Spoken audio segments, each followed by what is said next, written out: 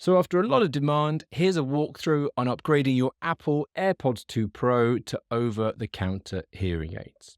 Now, first of all, you'll need to ensure that your phone is updated to iOS 18.1 or later, and when your phone restarts, you should see this screen. Now that your phone is up to date, I want you to make sure that your AirPods are connected.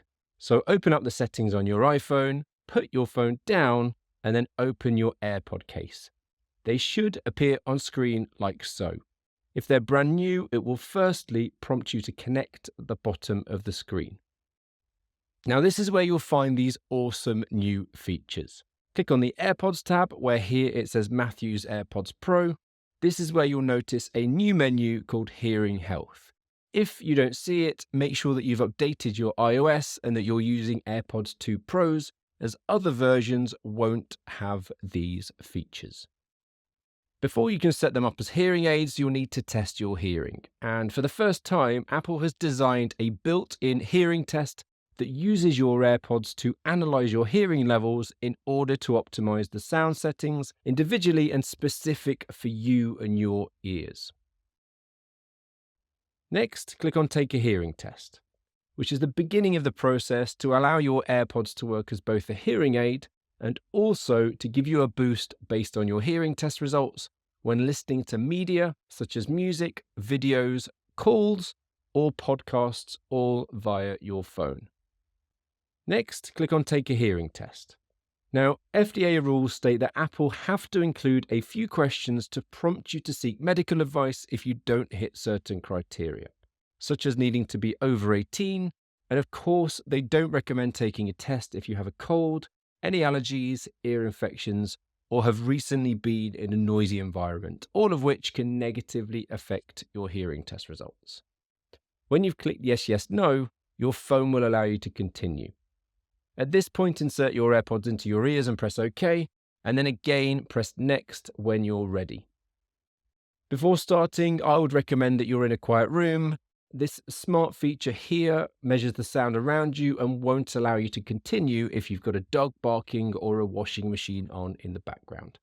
I cannot reiterate enough that if you have any noise in the background, it will completely mess up your results and could potentially damage your ears if these devices are set up incorrectly. And as you can see here, we have a green light, so we're good to go, and I can go ahead and press next. There is a little bit of repetition here with Apple being keen on making sure that you've got your AirPods in the correct ears, which makes perfect sense. So make sure you have the AirPod with the L in the left ear and the R in the right ear. Once you've checked, press next, and it will take you onto a screen which checks the fit. Press next and then start the check.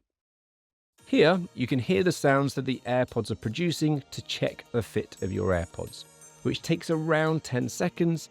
And you'll need your AirPods to be as tightly fitting as possible in your ears, otherwise the hearing test results later won't quite be as accurate.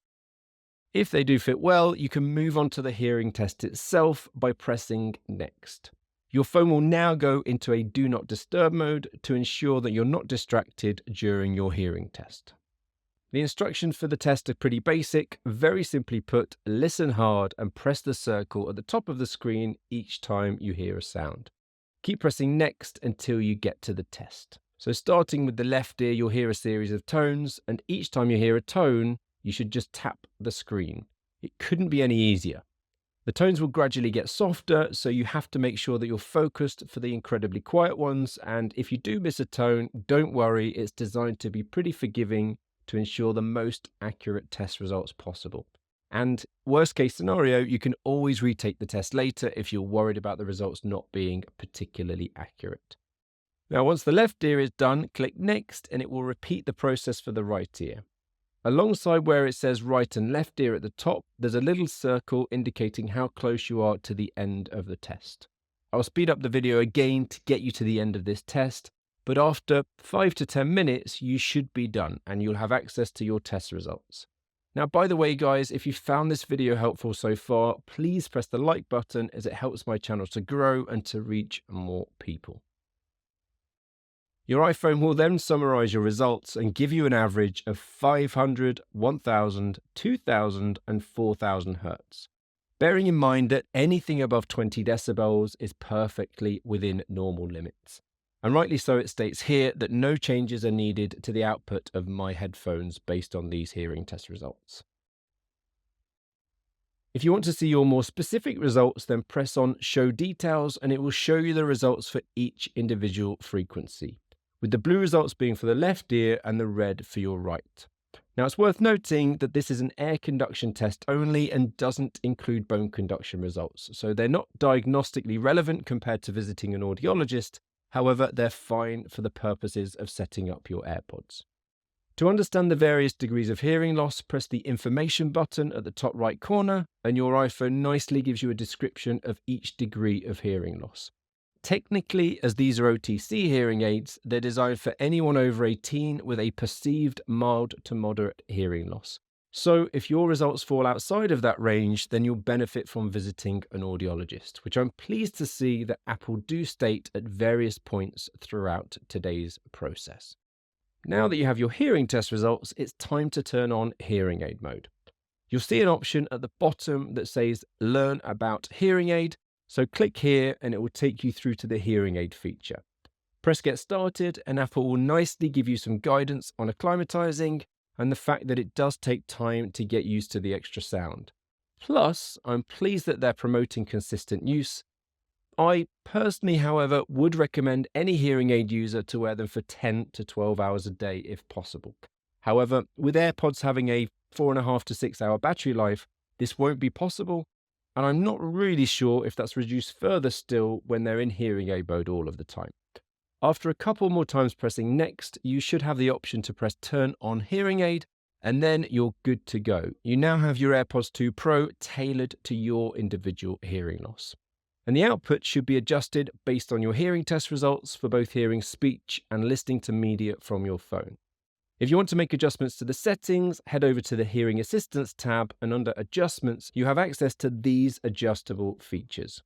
Firstly, you can change the amplification of the person in front of you, which is essentially their volume. You also have access to the balance, putting more emphasis on your left or your right ear. You can make them darker or brighter, which means that you can move the slider to the left and the sound will be more rich and full. And if you move it to the right, it will have more emphasis on the sharpness and clarity.